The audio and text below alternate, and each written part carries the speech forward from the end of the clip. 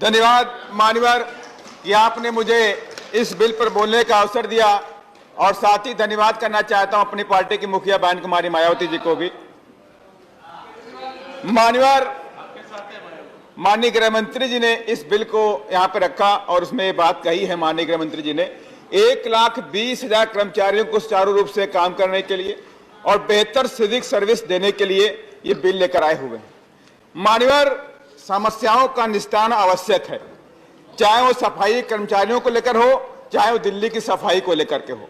मान्यवर, तमाम रिपोर्टों से, तमाम लोगों से बातचीत करने पर यह मालूम हुआ कि दिल्ली में जो एमसीडी में कर्मचारी हैं उन्हें 5 से 6 महीने की तनख्वाह नहीं मिली और इसके अलावा मान्यवर रिटायर कर्मचारियों को 5 से 6 महीने की पेंशन नहीं मिली है। साथ ही मान्यवर, सफाई का काम करने वालों को कोई सेफ्टी इंस्ट्रूमेंट नहीं मिलता है, कोई आधुनिक इक्विपमेंट नहीं मिलता है, जिसकी वजह से दिल्ली के अंदर पिछले 5 सालों में 300 लोगों ने अपनी जान गंवाई है सीवर और सेफ्टी टैंकों में काम करने पर।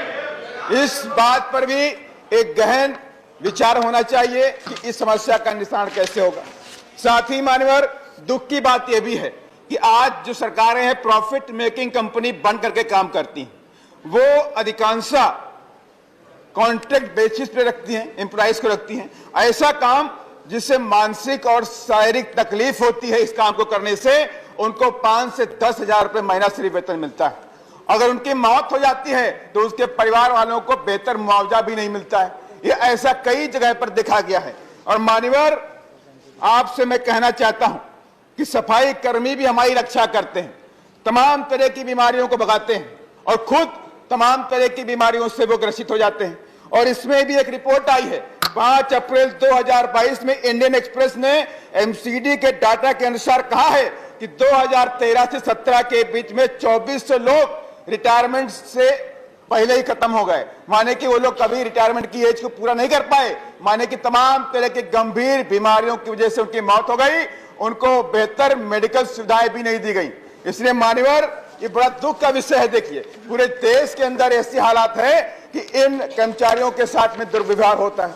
मान्यवर, मैं सरकार से आपके माध्यम से कहना चाहता हूं, माननीय मंत्री जी के से आपके माध्यम से कहना चाहता हूं कि जो इस तरह के जो कर्मचारी हैं, लाइफ सेविंग इक्विपमेंट और सेफ्टी नॉर्म्स की तरह काम कराइए और उनको 8 घंटे की ही ड्यूटी कराइए। क्योंकि अभी एक ऑर्डर पास हुआ, ऑर्डर इस प्रकार से साउथ दिल्ली म्युनिसिपल कॉर्पोरेशन का, कि उसमें कहा गया है 21 मार्च 2022 में कि जो एसआई, एसएसआई और एसडी के जो कर्मचारी हो गए वो 7 बजे से लेकर रात को 10 बजे तक काम करेंगे, हमारे 15 घंटे काम करेंगे। दूसरा ऑर्डर सफाई कर्मचारियों के लिए हुआ है कि 7 बजे सुबह से लेकर शाम को 5 बजे तक काम करेंगे, माने कि 10 घंटे काम करेंगे। और इसके अलावा मान्यवर, ये दुखद विषय है कि जो मान्यवर ये इंपॉर्टेंट विषय है, मेरी बात को सुना जाए। मान्यवर, जो टॉयलेट पे एम्प्लॉय लगाए जाते हैं उनके लिए अलग से एक नियम बनाया गया, सुबह 6 बजे से लेकर रात 10 बजे तक वो टॉयलेट, जहां पे टॉयलेट का स्टाफ होता है वो काम करेगा, माने 16 घंटे काम करेगा।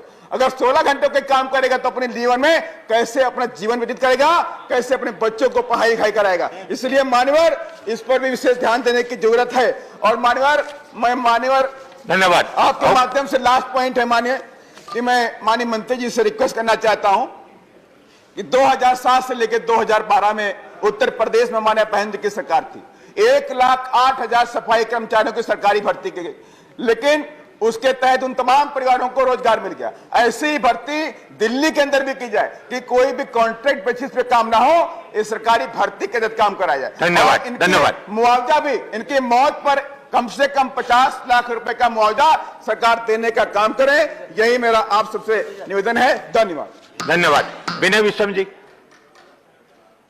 Thank you sir. बहुजन विचारधारा को घर घर तक पहुंचाने के लिए हमारे YouTube चैनल को सब्सक्राइब करें, लाइक करें, कमेंट करें, शेयर करें और बेल आइकन की घंटी दबाना ना भूलें।